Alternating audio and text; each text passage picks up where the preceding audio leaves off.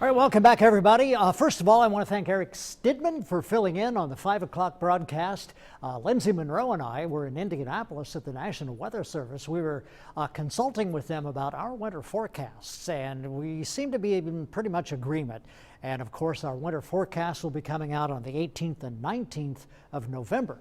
So you want to be sure and mark your calendar for that. In the meantime, we have this center of low pressure, which is lifting up on the east coast. That's out of the way. That's not affecting us. Higher pressure settles in. That's the reason the sky is clear. But back out here to the west, we have this approaching system, which we've been talking about. It's moving kind of slowly, but eventually over the next 24 hours, it will edge its way in.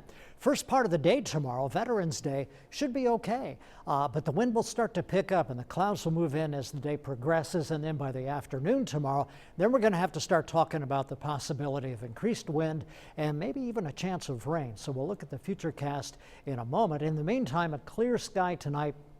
That's going to allow the temperature to drop once again. We got down to 32 degrees last night, so it's going to be another chilly night in store for us tonight. Right now, it's 49 degrees.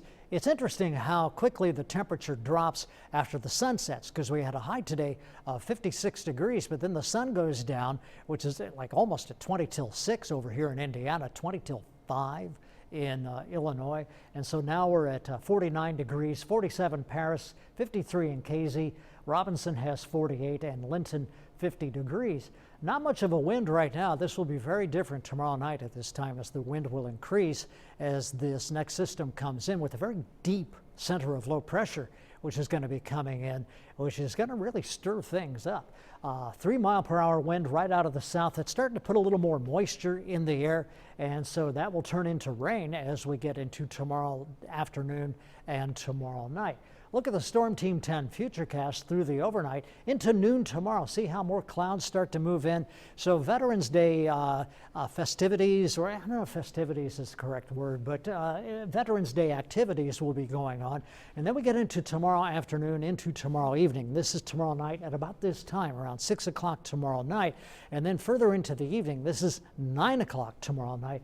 Then we have showers, and most likely some thunder showers mixed up with this. And I can't rule out the possibility of some stronger storms, but certainly this is a wind maker. I think the wind is going to be the big story out of this. This is midnight tomorrow night as this front moves through, so it most likely will not rain all night tomorrow night.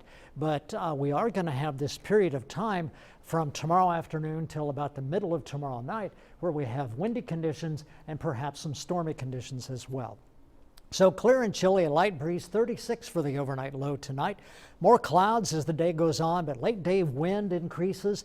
Maybe some storms developing. We'll continue to monitor that for you. And scattered storms, windy and cool tomorrow night. Wind could gust to more than 30 miles per hour.